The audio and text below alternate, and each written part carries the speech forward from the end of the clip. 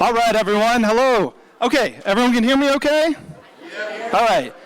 I usually don't, I'm one of those like your instructors, probably don't need a mic, but I do need it to be recorded. So, hello, my name is Evin Rodkey. A lot of you are here with either Nicholas Budimir or Andrew Wible. Come on in, please, yes. And so I'm the anthropology instructor here, so we'll get to that in a moment. So, like it says, welcome to Anthropology Day. It is not actually Anthropology Day, but yes, thank you.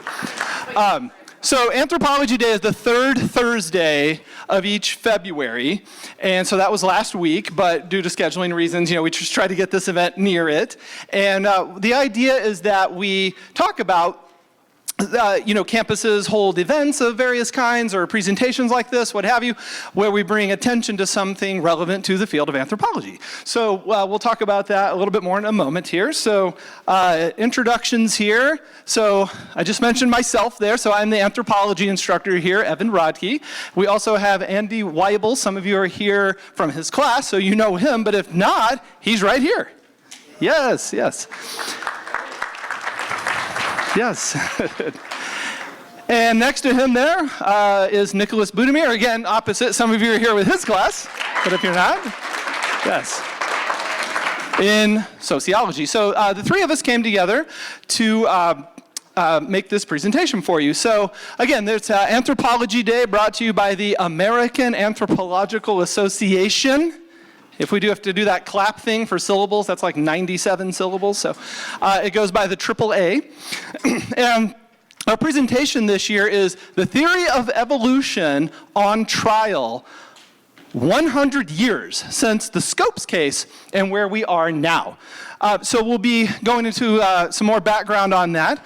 But the kind of short story is a guy by the last name of Scopes down in the state of Tennessee, 100 years ago, this summer, the summer of 1925, there was a case. He was prosecuted for the crime, and it was a crime at that time, of teaching about human origins from any other source than the book of Genesis in the Jewish Bible, or as Christians would have it, the Old Testament. Okay?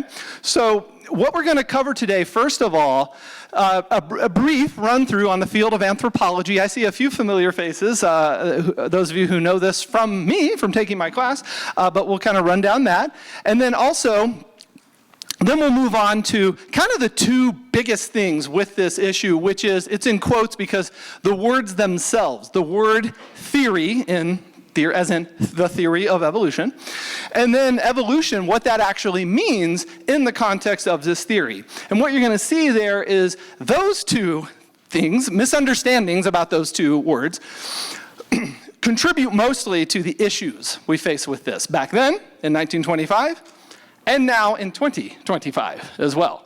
Okay, and then Andy Wible from philosophy will talk about a closer look at Christianity and evolution together. And then kind of following from that, you have Nicholas Budimir, who will talk a little bit about the historical and societal context of what was going on with this issue. And then finally, a focus on the Scopes trial itself, the 1925 case. But we will have kind of built up all the background for that to just kind of give you an overview of what was going on there. Okay, and then we have, and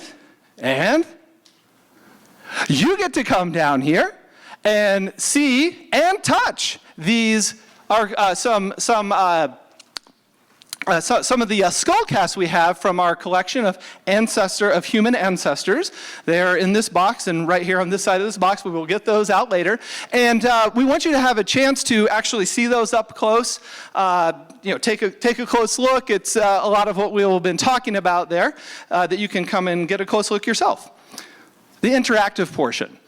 Speaking of which, just before we get to that, there will be a brief reenactment of a portion of the, not the trial itself, but a play that was based on the trial. So we'll get to that when we get there. Okay, so first of all, briefly, what is anthropology? So a couple of key points I have to define this. It's a field, the field of the study of what makes us human. So all of those things you would think about that make a human, so our culture, broadly defined, and of course our biology as well, our physiology, in contrast with other members of the animal kingdom, the way we walk upright like this, and so on. And a good tagline that's been used for a few decades now in anthropology is it's characterized as a humanistic branch of science and a scientific branch of the humanities. So in anthropology, the root word there, anth, comes from the Greek anthropos, which means human. And so it's the study of humanity, but scientifically. What we're interested in is what makes a human, what we would call the human condition, similarly studied in, say, philosophy, by studying literature, things like that, but with a scientific approach. So it's kind of between those realms of science and humanities because the subject matter, so to speak, is humans. Okay, so anthropology gets done in a variety of ways. One of those is probably the best known just because people seem to be interested in these kinds of things. They do, certain finds make the news sometimes, and of course museums are full of these artifacts. Archaeology, so there you see an excavation that also includes, you see some pottery over there and also some human remains. And one thing that has to be pointed out is the major misconception about archaeology. If some of you have this misconception, it is totally understandable, very common, but archaeology does not have anything to do with dinosaurs. Okay, and the reason for that is because the last of the dinosaurs, like the youngest ones, end their reign on Earth about 65 plus million years ago. And human ancestry with upright walking goes back only probably about 6 or 7 million years. So you're talking about a 60 or so million year gap between the end of the dinosaurs and anything remotely human. Okay, so there's no connection there whatsoever. But I think some people think that because they kind of do the same thing. Dig for things, which sometimes includes bones, fossilized bones, things like that. And archaeologists, they hate it when people make this mistake. They hate it so much, they have a series of bumper stickers, buttons, things like that, to make sure we're all straight on that. Okay, also something we'll be focusing on today, physical, also known as biological anthropology. There's a human ancestor skull there, similar to what you'll be seeing soon. And on the right is a famous anthropologist by the name of Don Johanson, who in the East African country of Ethiopia back in the 1970s found one of the most complete skeletons of a human ancestor. And some of you may have heard of this before because it has a famous nickname, which is Lucy. Anyone ring a bell? Does that ring a bell with that? Lucy. Yeah, so also known as, not better known as, but also known as Australopithecus afarensis. You see why Lucy caught on, right? Okay. And so human evolution, which is, of course, what we're focusing on today. And then we have linguistic anthropology, because our systems of languages are such a fundamental part of being human. There's kind of this particular focus on that, on language and culture. Speaking of, cultural anthropology. Give you a moment to take a look at that.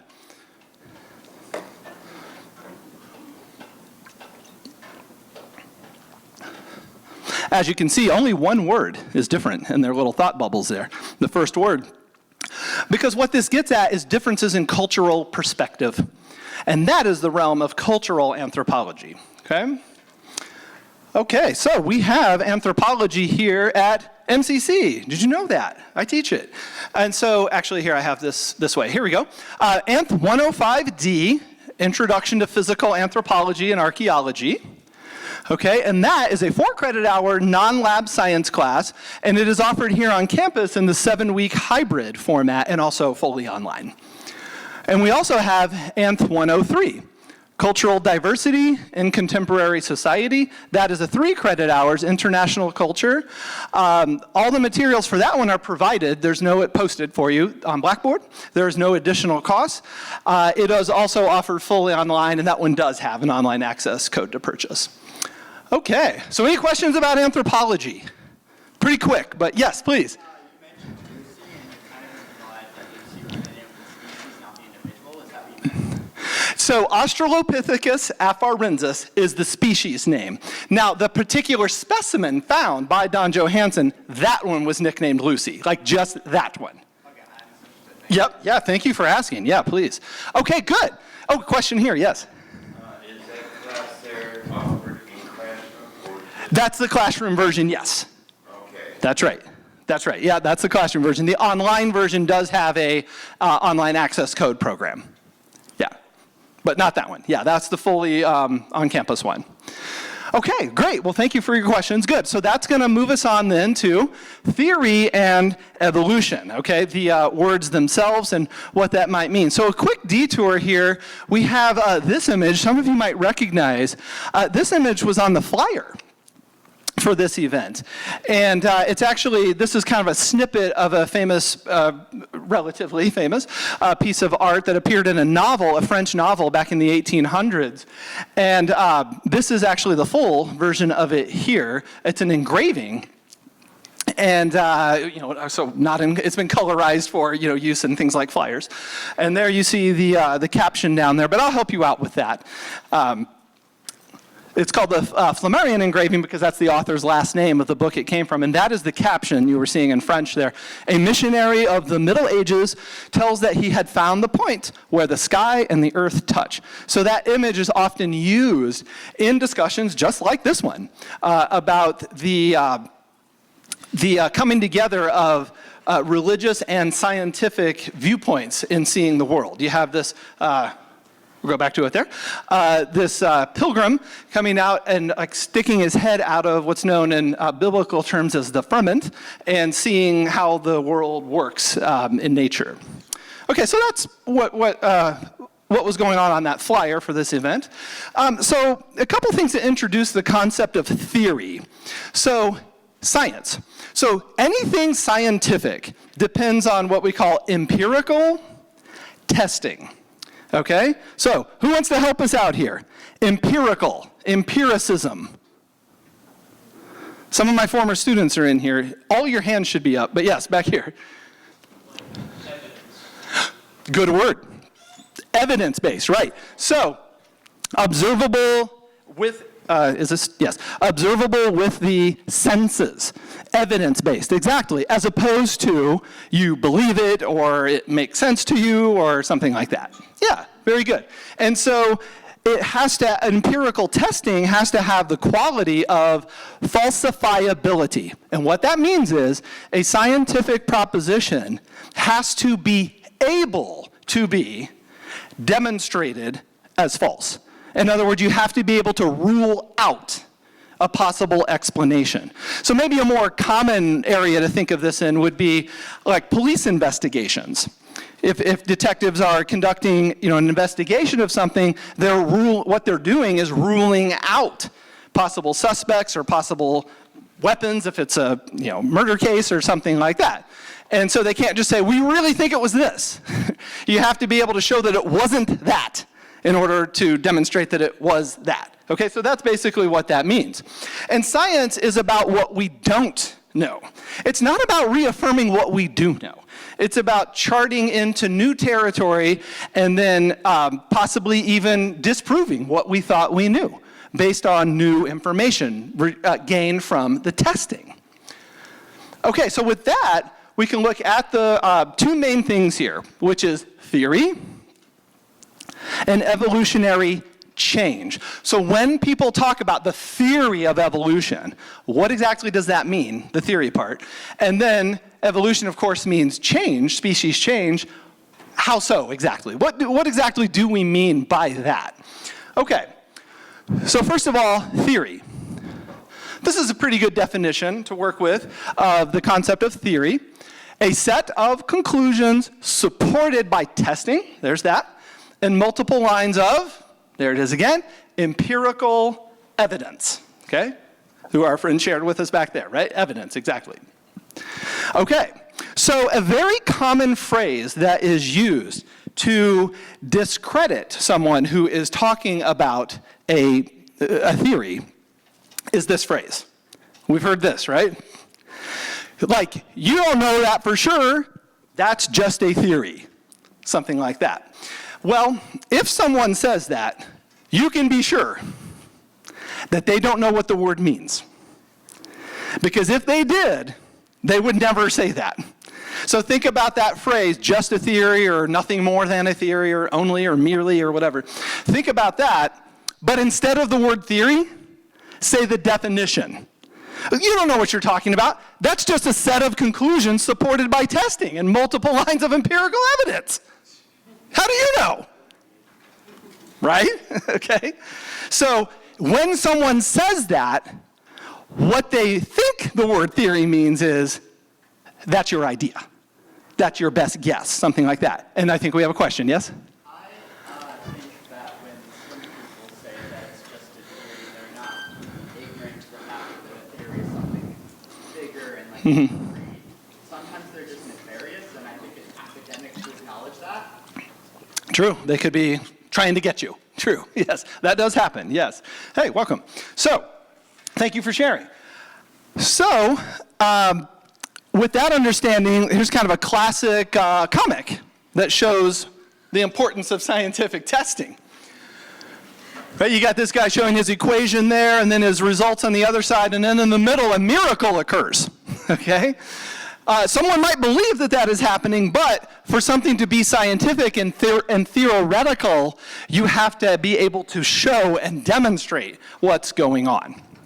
Okay, so with that background, we look at a particular theory, the theory of evolution. Okay, so in 1859, you have the publication of what is still one of the most famous books in all of science, The Origin of Species. Books back then used to have a lot of times longer, kind of clunkier titles. But anyway, it was shortened to just The Origin of Species. Over time, went through several editions, and there's the first edition there, published in London, and a newer version over there on the right. Okay, so this author is Charles Darwin, who just had a birthday. Okay, so February 12th, 1809, Charles Darwin is born in England, and that is International Darwin Day. So a lot of times there's events actually like this one to promote understanding of his work and so on. And Charles Darwin, fun fact, was born on the exact same day as another very famous person, but an American. Anyone? Rodkey.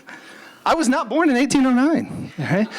I'm older than you, and I have a little gray hair, but no. I just meant the date, not the year. The exact same day. What does that mean? Yes. Abraham Lincoln in Kentucky, USA. Charles Darwin in England, yes. Born on the exact same day. Two people who went on to be that well known. Okay, so what Darwin proposed is what's known as evolution by natural selection. And so a quick rundown of that should help get us on that path to understanding what we mean by change, okay? So we start off with this notion. There is variation within a given population of whatever species you're talking about. Any living thing, not just humans, not just animals. Any living thing, okay? They're going to vary to some degree in their characteristics. And that variation affects adaptation to the environment. That is the key. How well or not well the living things adapt to the environment is determinative of their increased rates of survival. Do the characteristics they have fit well with the environmental circumstances they are facing? Not just are they good or bad in like some general sense, but with regard to the environment. That is the key. And of course, the environment over time can change. Okay, so you have that affecting things as well. With increased rates of survival, you see increased rates of reproduction, passing on the genetic material. And if the characteristics are serving the living thing well in that particular environment, those characteristics get passed on. Okay. Now, you see an equal sign at the end there. So the reproduction, the passing on of genetic material, what that equals is what we would call evolutionary success. Now, a very popular phrase is associated with this that unfortunately is not quite accurate, and we'll talk about why. And if you've heard one thing associated with evolution, it is probably, yes? Survival of the fittest, and that gets used in like everyday speech and things like that. Well, this is not quite survival of the fittest, because what that implies is that it's about being the best, the strongest, the most aggressive, the smartest, something like that. It doesn't mean that. It only means, it is only measured by what we call reproductive fitness, passing on genetic material. That is it. One good example I like to use in my classes is the massive proliferation of ants. They are everywhere. Try all you want to get rid of them. They're coming back, right? Okay? Look how small they are and completely defenseless. I mean, one size 10 shoe that I have can kill like thousands of them at one time. They get washed away by rain and everything, and they're there. Well, they're obviously not the best, the strongest, the fastest, the smartest, or anything like that, but look at them go. Okay?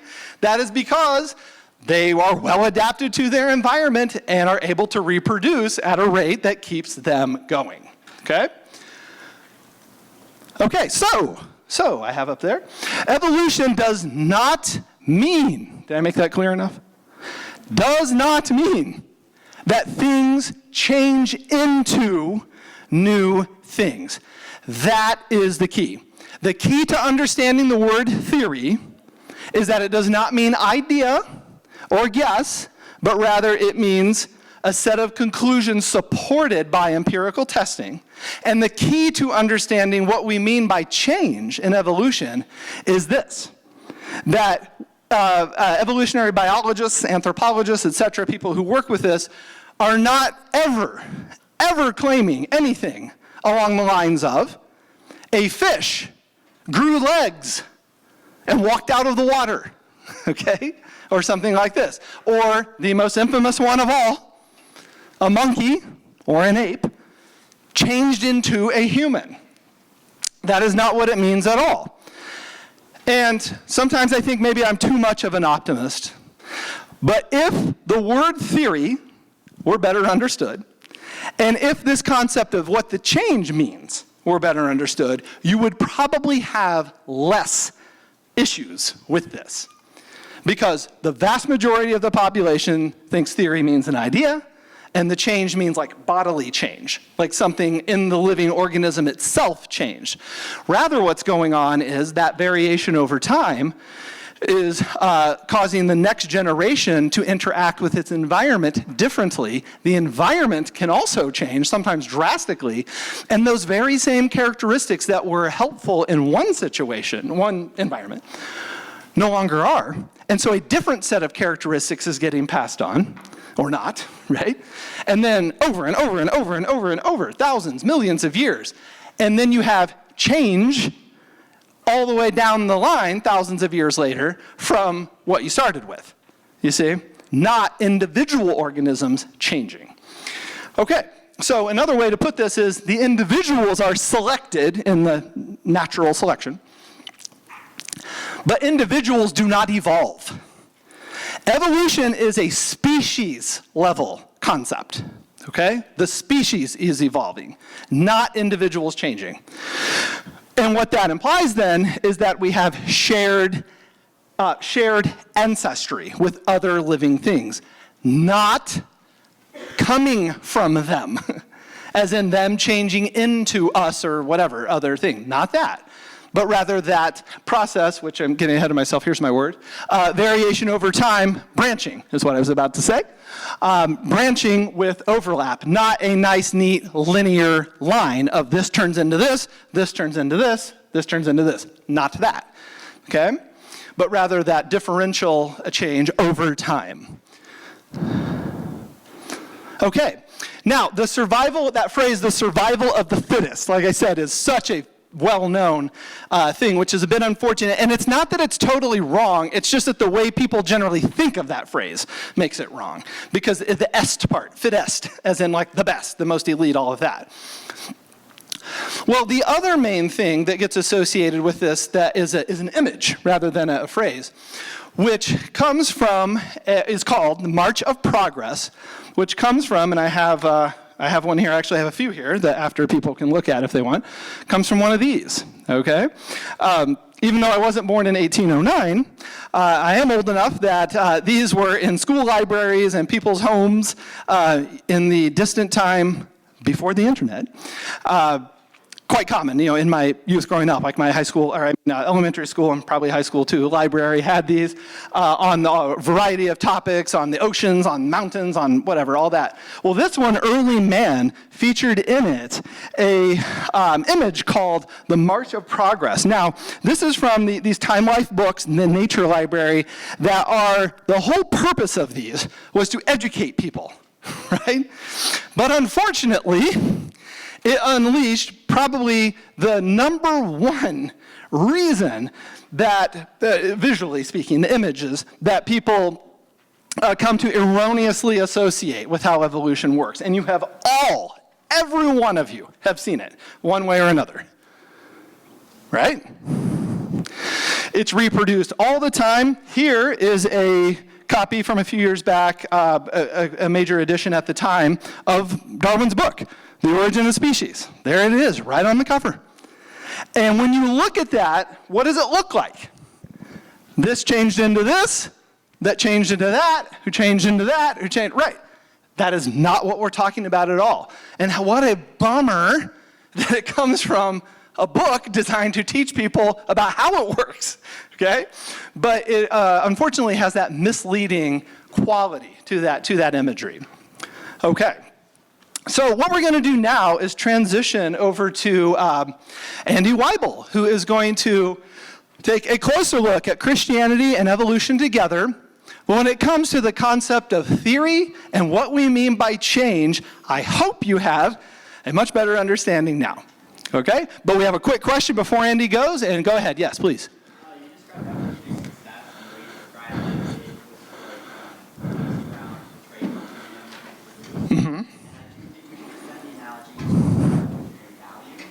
the way you described it was around trade. Mm-hmm. Mm-hmm. Yeah, and but gets passed on nevertheless. Yeah. Mm-hmm. True. Yeah, absolutely. Not everything is necessarily contributing or contributing in the same way. All right. Good. Well, here we go. Thank you. All right. Thank you. And I got 5 minutes, so I'm going to go fast and apologize for that. I'm not usually one to do that. But all right. Let's see. Hopefully this. All right, so one big question I want to ask is why, so the Scopes trial was big news. It was very controversial. It was the first nationally broadcast trial ever, and it drew in a lot of people wanting to hear about this big controversy. So I thought I'd look at why is evolution a threat to Christianity? Why is it a threat? Why does it concern Christians that we have this theory of evolution? And so, one thing, it messes up the Judeo-Christian creation story, from Genesis. And it says that the earth was created in 7 days, and it was created for humans, and that humans are the ones that were created in God's image. And so we got this creation story. Not lots of religions have creation stories, but this one, and people, it's a problem if you take it literally. Because, what do we learn from evolution and other science? That the earth is about 4.5 million, maybe a little more, years old than the traditional creation timeline of a little over 6,000 years. A little difference there. And so, do you believe the 6,000 or do you believe the billions of years old when it comes to the how old the planet is? Also, in evolution, humans are not as special. We're not like at the top. unlike that picture he just showed you, right? We're not at the top. We have some ability to survive. Other creatures have ability to survive. We have common ancestry. We're related. We're not as special. And that's a real threat in Christianity. Yeah? When you say traditional creation timeline, do you mean like in like Judaism and Christianity? Yeah, like a kind of a literal 6,000 years old Fun type. fact, actually, the Bible says it's created in 6 days, and it also says that a day is, if humans is a 100,000 years. Okay. And, you know, actually in Inherit the Wind, which is based on the trial, they push him and they say, now is a day or 24 hours? He goes, they says, is it 25 hours? He said, maybe. So again, is it a literal interpretation? A day is a day? Or is it a billion years? Is it 100,000 years? You know, 100,000, still we're way off, right?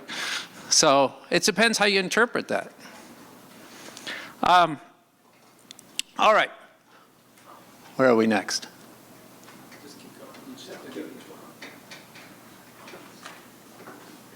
Here we are. For Christians, humans are special as the earth was made for humans. Also, evolution does not have a hierarchy. There are just differences between us. Again, some have survivability and others don't. And again, humans, as we are today, are only about 200,000 years old. So quite a difference in timeline, and humans are recent in this world. Yeah? I would argue that humanity is significant in the fact that we are an apex in the ecosystem.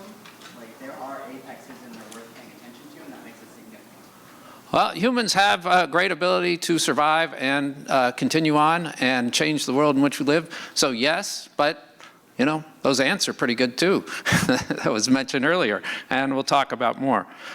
So I wanted to think about one of the reasons often people believe in Christianity and other religions and God is this design argument that God designed the world, and we can see that. We look at ourselves and we think, man, what a good design. My hand, look how cool that is. Or look at a leaf and you say, how cool is that? God must have designed that. All right, but is God designed that a good answer? And we talked about testability, falsifiability. Let's look at some ways in which evolution is a better explanation of the species of the world than God. Okay? So why is evolution a better explanation of what we observe than God did that? Well, let's take some examples here. All right, so why do we have a variety of the species we have? Well, evolution has an answer for that. Why do we have the species we have? These species are able to survive. They have survival characteristics, and the ones that didn't died out, and we can see that in the fossil record.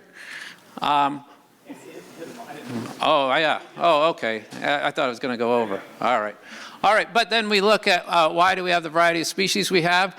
I guess God wanted those species and not others.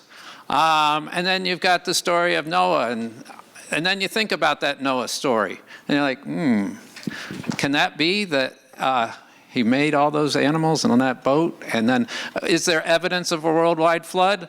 No, but so it messes up that story, all right? And that's the problem. So also, why do many animals have the same organs as humans have? This is why we use animals in scientific testing. Why? Because they're like us. Why? Well, evolution has a good answer for that, because we have common ancestors that Dr. Rodkey talked about. Why do we have that when it comes to the God hypothesis? I don't know. God just did it that way, I guess. It doesn't really, other than God did it, it doesn't really give us an answer. So why are there so many beetles in the world? Just like why are there so many ants? Similar, because beetles reproduce quickly and can survive. Evolution has a nice answer for that. Why are there so many beetles from the God hypothesis? I don't know. I guess God likes beetles. Maybe the beetles. Anyways. So also, humans have bad backs. About 40% of adults have bad backs. It's the number one thing that family doctors that take care of adults run into is bad backs. Our backs weren't designed the best. Evolution has an answer. They're good enough. Our backs are good enough to help us to survive, to procreate, and live on. Why did God give us bad backs? God's supposed to be perfect. I don't know. Again, how do you test for God did that? And that's really all there is for the explanation. Can you believe in God and evolution? Quick answer: yes, you can. And if you see Inherit in the Wind, which is kind of a recreation of the Scopes trial, he walks off at the end with both books, the Bible and Darwin's Origin of Species, right in hand as he walks out. And that, hey, you can have both. We're not talking about getting rid of Christianity or religion. We're saying you can have both. And a lot of people believe that. Hey, yeah, I believe in evolution, but I also believe in the Bible, and that God started this evolutionary process in the world. That's possible. Now, there's a couple of concerns about that. So at least two problems survive. One is we can bring in God to say God started this, but we don't really need to. It makes it a more complicated explanation to believe in God. We just need evolution. Again, why add to it and say, oh, but God started it all? We haven't really added anything to our explanatory prowess by bringing in God. It just complicates things. Now, we could be that God did, but, and the second thing, let's say, okay, let's bring in God as the origin. And God started evolution. But the problem is, and we talked a little bit about this with our bad backs, is that evolution is a messy process. Most of the times, if you look out in nature, things die, things get killed. And it's very cruel and painful. Why would God have an evolutionary process that's so messy and harmful? Why would God make us with backs that are so painful? Why didn't an all-perfect being make us better? Now, of course, you can say, well, maybe it's God, but God isn't all perfect. And then you can bring in a less than perfect God and evolution and all that. But again, you're kind of changing the idea of God and Christianity beyond what it was often hopefully designed to be. Yeah. So, I mean, I do think they can coincide, and I think a lot of people get caught up on like the evil in the world, but it's only like, I mean, in the very beginning it talks about eating from the tree of good and evil, so everything that we see as good and evil is only perspective based, and that doesn't mean that there's not good and evil, but it's based on our own observations, and that's why even when it comes to power and monotonous, like trivial morality, like a lot of people differ. So it's not, I think that they can coexist. I think that actually science makes like that. I think they can, and I think we've done that a long time. The question is, though, when you say it appears evil, but maybe it's really not, I don't know, it seems painful, people's backs, it seems bad. I think we got to go with what's the evidence out there. Yeah, I don't like it, but if I didn't know it to be bad, I mean, in a perfect example, I'm sorry if this is a little triggering, and I understand because I went through this myself, but child victims, they don't understand that they're victims. Yeah. Because they don't know that it's bad. It's only when they meet with other people that they have an understanding that it's bad. Right. We've got two more questions, and then, yeah, go ahead. So we don't need a God to have a start for evolution. Well, that may be true. We still don't have a start for life in the theory of evolution. Like what initially caused life? We haven't been able to replicate that. We have no idea. Well, yeah, evolution doesn't give us an answer on that, but I'm not sure the God hypothesis does either. But you're right, it doesn't give us an answer on that. Yeah. I think that you should allow for the possibilities of like interventions with respect to God and evolution. Those are both proof processes that guide something. I do think aliens would bring in a version. They would likely create two perfect people and then put them in the human population. There's just a lot of possibilities related to intervention that I don't think are considered fully. Okay. Yeah, you may be right. All right. I'm out of time. Well, thank you all. And thank you to Andy, yes.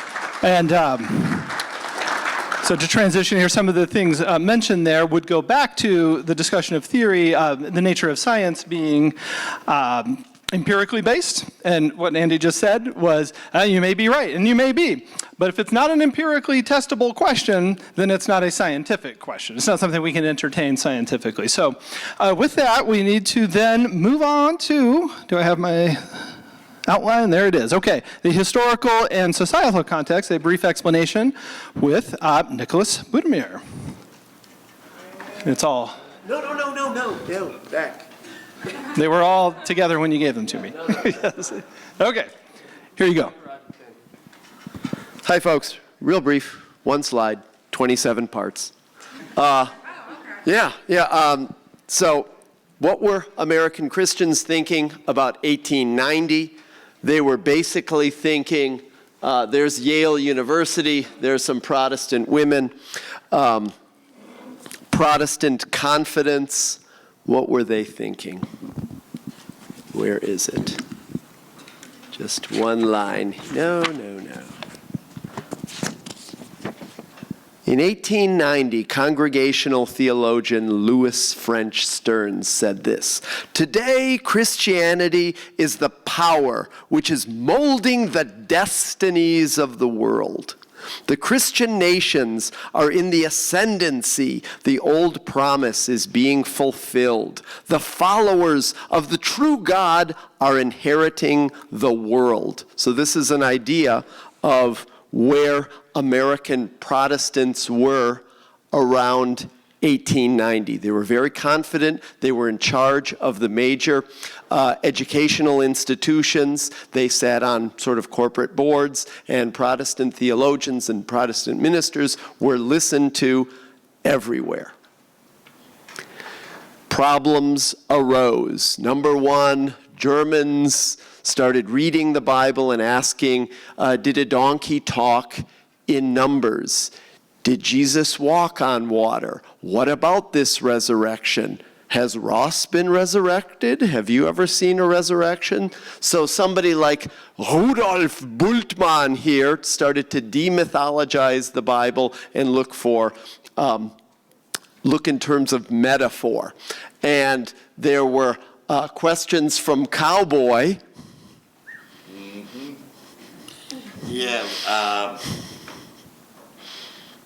I'll never get through these 27 parts on one slide. I'll let you. What do you want to say, my brother? Go right ahead. You know I'll say something. I know you will say something. So these Protestant ministers in America were being challenged by what's called liberal theology that tries to read and interpret the Bible in more harmonious ways, harmonious towards the new discoveries in science. Also in the 1890s, early 20th century, unions, workers, social problems, homelessness, drinking, alcohol, all these big social problems that the Protestant ministers couldn't quite tackle and that were causing challenges for this expanding kingdom of God. And of course, Catholics, Jews, Orthodox, and other religions were immigrating to the United States, as well as new scientific discoveries were all posing challenges to this idea of the ascendant Protestantism. So what happened in response to all of this? By 1915, Protestantism was fracturing off into different groups. So liberals and sort of mainline Protestants were saying, okay, there's some Darwinism. We can sort of harmonize with that. Okay, there are these socialists and there are these trade unions. Maybe we can find good support in the Bible for that. But there was a group called fundamentalists, and they said no to secularists, no to modernists.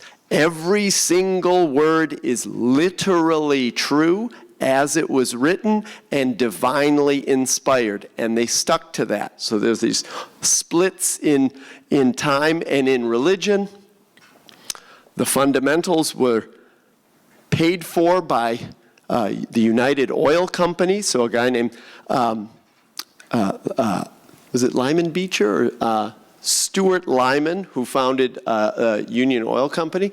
And one of the main things in this big 5-volume or 3-volume book of the fundamentals about biblical literacy and biblical inerrancy was also a total rejection of all of these sort of middle-range challenges to Protestantism, so no Darwinism, and by the time you get to the 1920s, you have all these splits in American Christianity and fundamentalism, and one of them gets, somebody cowboy might know, Billy Sunday, who was a crusading, Bible-toting, baseball-playing savior, and he was the guy who was going to get the alcohol and the liquor out of Dr. Rodkey's hometown, and then we're off to the Scopes trial. Off to trial. Yes, thank you, Nicholas. Yes, so that, yes, thank you.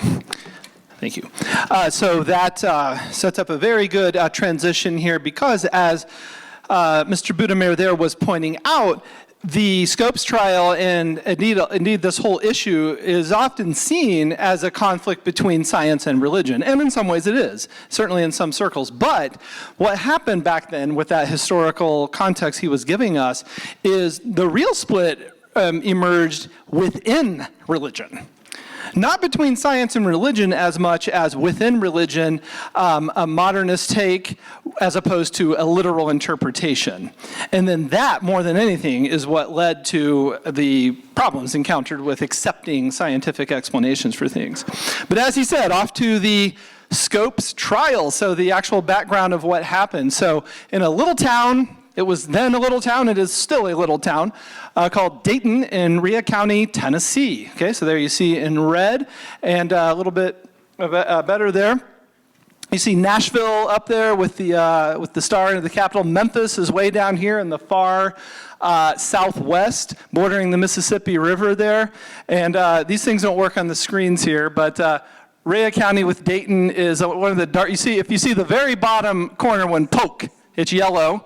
And above that is Monroe in green, and then 1, 2, 3 over that green one, Rhea. So just north of Chattanooga and south of Knoxville, where the University of Tennessee is and was then as well. Okay, so this teacher at the school there, the Rhea County School, named John T. Scopes, who notably was actually not the biology teacher, and the way things were set up back then was a little different. Biology was actually taught by the principal. I don't think you could tell a school principal now that they're also teaching biology, at least at most schools. But he was a teacher there.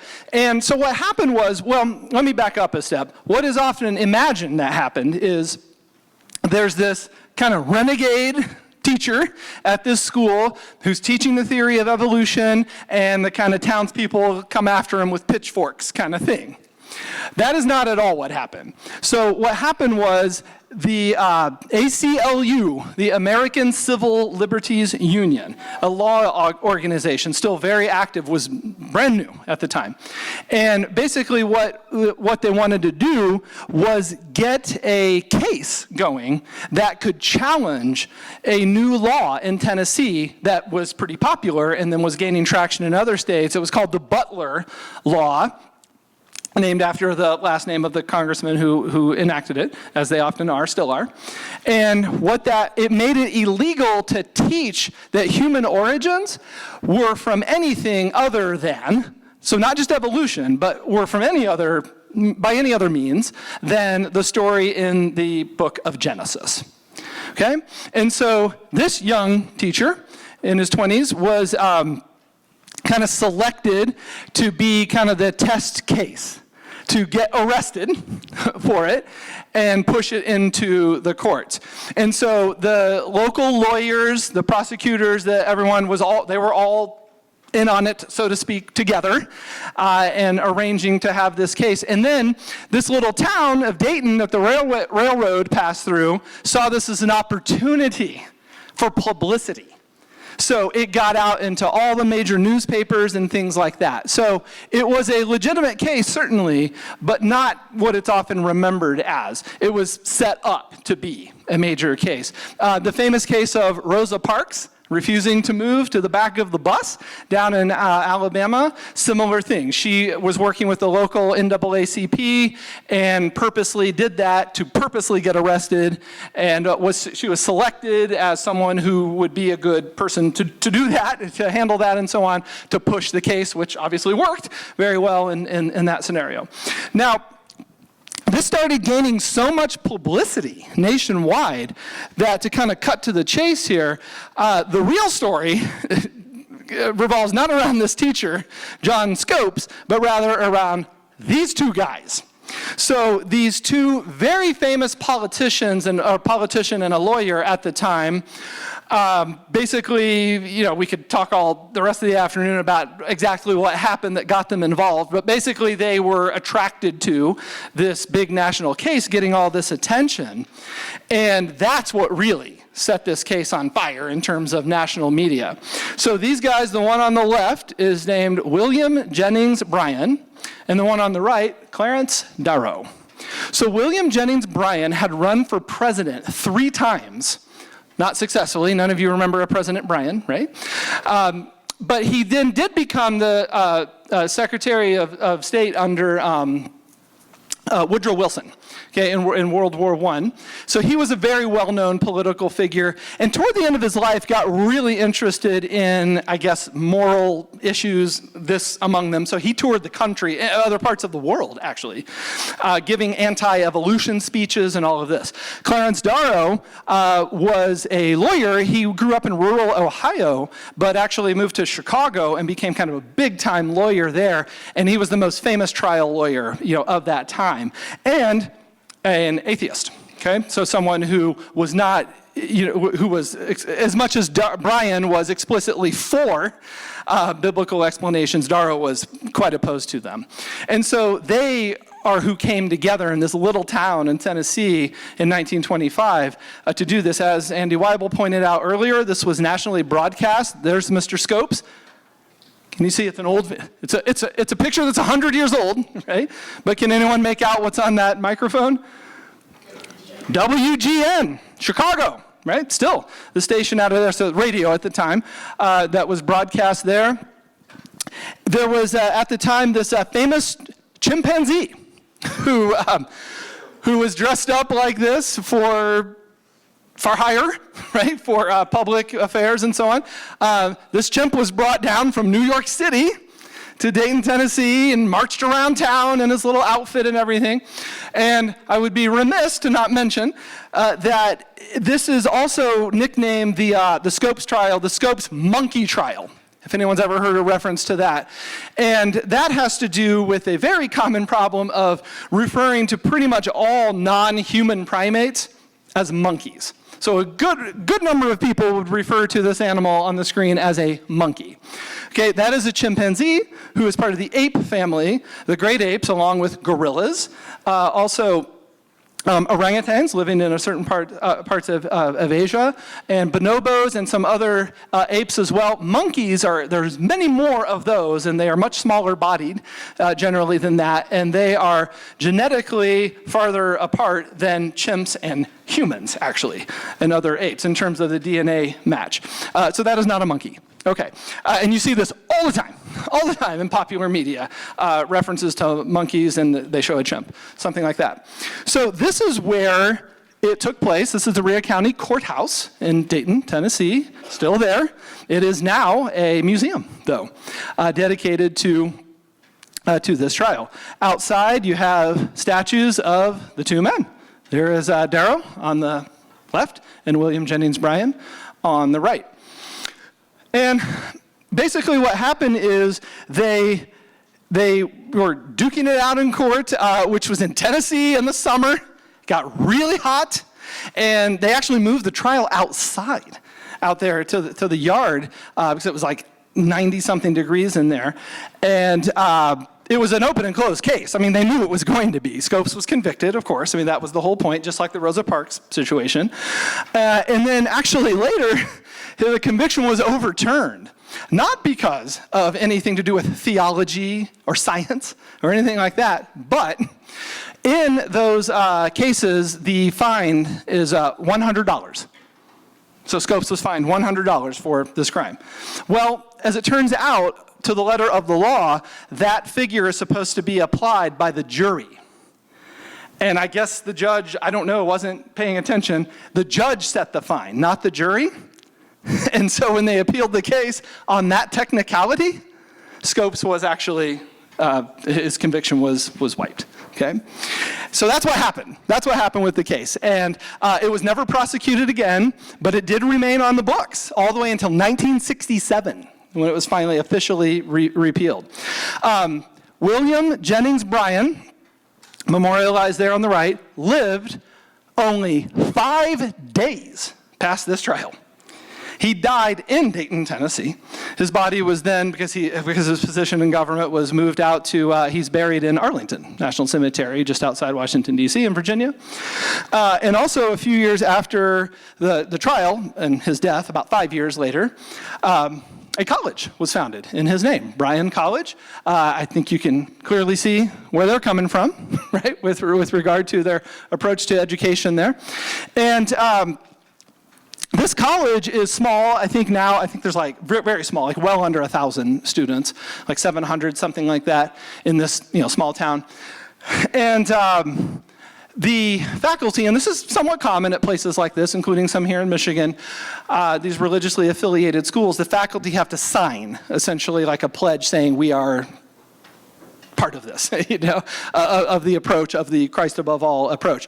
Well, in 2014, so just over 11 years ago, in February of 2014, the president at the time at Bryan College amended this. Okay, so the faculty, since the very beginning, since 1930, when it was founded, had to sign this pledge.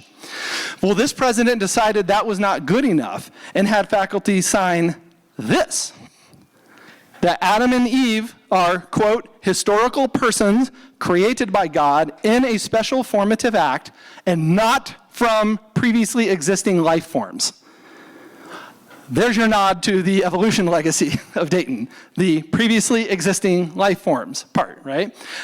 This was too much for some of the faculty whose response, I'm paraphrasing, but was something like, obviously I'm a devout Christian, I work here, But no, I'm not signing that, including, by no surprise, the biology teacher, okay, who left, because you couldn't possibly teach biology with something like that, right, behind you. So because of the national attention that this drew, 30 years after the trial, a play debuted called Inherit the Wind. That was in Dallas, Texas, but then pretty quickly moved to Broadway. Got its big break. Broadway in New York City. And the title of the play comes from a biblical verse, "He that troubleth his own house shall inherit the wind, and the fool shall be servant to the wise of heart." Okay, and then just 5 years later, it was made into a major movie starring Spencer Tracy, Frederick March, and Gene Kelly, the famous dancer there. And there you go, The Monkey Trial. Those are not monkeys. Those are chimps, right? Members of the ape family, which was a major movie. And what we're going to do for you now is Nicholas and I, and also Andy, are going to practice our acting skills, which I can... right? But we play them in class. Yes, yeah. I'm afraid of that one over there trying to act. You should be, yeah. And what we're going to do is run a few lines from the play, from the dialogue of the play. Now, it's a fictionalized account. It's a play, and then the movie are not intended to be like exact, reenactments of what happened, and the names were changed and stuff like that. But we're going to do this just to give you an idea of what was going on here. We act best in the dark. So. Yes. Does this one work too? Hello? Yeah. Okay, my paper is right here. Okay. I think he's doing the Mr. dramatic Bryan, lighting. will you please take your seat, sir? Mr. Bryan, yes. Take your seat here, sir. Oh, Please take your seat. is this how Darrow treated Bryan at the trial? Yeah, just right there by Sasha would be beautiful. Just off. Spring-loaded chair? Okay. Okay. My papers came apart here. Let me get them sorted out. Okay, so I have the first line, don't I? Nope, you do. I do. You do, okay. Listen to this. Genesis 4:16. I'm Clarence Darrow. And Cain went out from the presence of the Lord and dwelt in the land of Nod, on the east of Eden. And Cain knew his wife. Where the hell did she come from? Who? Mrs. Cain, Cain's wife. If in the beginning there were only Adam and Eve, Cain and Abel, where'd this extra woman spring from? Ever figure that out? No, sir. I will leave the agnostics to hunt for her. Never bothered you? Never bothered me. Never tried to find out? No. Figure somebody pulled off another creation over in the next country, huh? The Bible satisfies me. It is enough. It frightens me to imagine the state of learning in this world if everyone had your driving curiosity. This book now goes on into a lot of begats. And Ephraxad begat Salah, and Salah begot Eber, and so on and so on. These pretty important folks? They are the generations of the holy men and women of the Bible. How did they go about this begatting? What do you mean?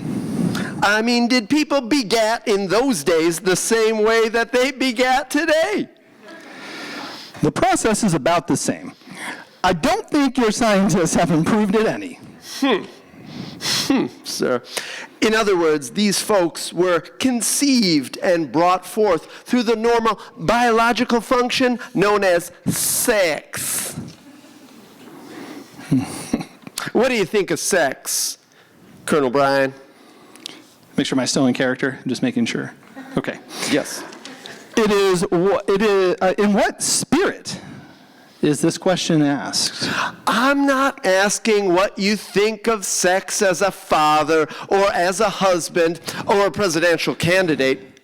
You're up here as an expert on the Bible. What's the biblical evaluation of sex? It is considered original sin.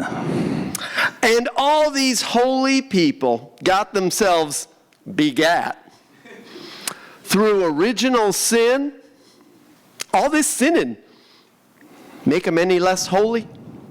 Your Honor, where's all this leading us? What does it have to do with estate versus scopes? Another character. Now the judge. The judge. First hour. The court must be satisfied that this line of questioning has some bearing on the case. You've ruled out all of my witnesses. I must be allowed to examine the one witness you've left me with, my own way.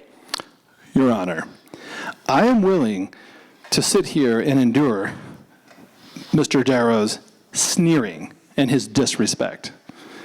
For he is pleading the case of the prosecution by his contempt for all that is holy.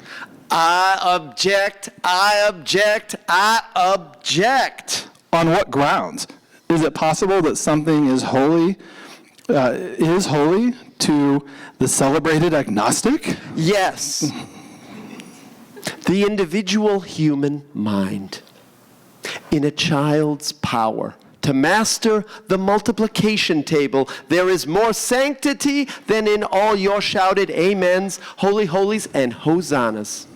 An idea is greater is a greater monument than a cathedral, and the advance of man's knowledge is more of a miracle than any sticks turned to snakes or the parting of waters. But are we now to halt the march of progress because Mr. Bryan frightens us with a fable? Gentlemen and ladies, progress has never been a bargain. You've got to pay for it. Sometimes I think there's a man behind the counter who says, all right, you can have a telephone, but you have to give up your privacy. The charm of distance. Madam, you may vote, but at a price. You lose the right to retreat behind a powder puff or a petticoat. Mister, you may conquer the air, but the birds will lose their wonder, and the clouds will smell of gasoline. Darwin moved us forward to a hilltop where we could look back and see the way from which we came.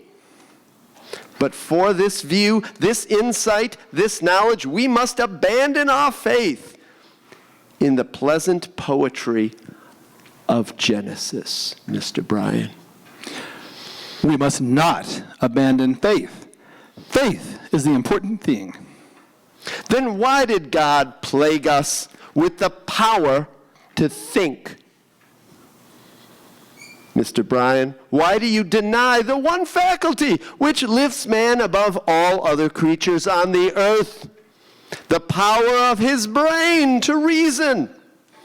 What other merit have we? The elephant is larger, the horse is stronger and swifter, the butterfly more beautiful, the mosquito more prolific. Even the simple sponge is more durable. Or does a sponge think? I don't know. I am a man, not a sponge. But, yeah. Are there any talent scouts in the crowd? No, okay. Will you get the lights, whoever did it? Because I don't want to mess them up.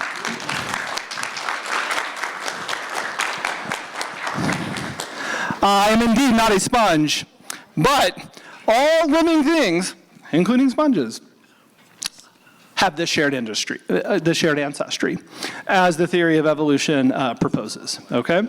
So what we're going to do then is move on, and I have a few recommendations to show you in case we're not able to fully reconvene, but we're going to allow you now to come see and touch the skullcast, which we will get out there.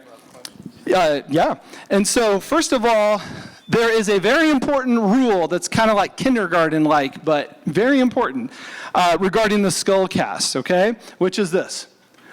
Very simple. They are purchased for you, MCC students, to touch and look at. That is why we have them, so please do it. However, do not hand them to someone, and therefore do not take them from someone's hands because of fumbling that can occur, okay?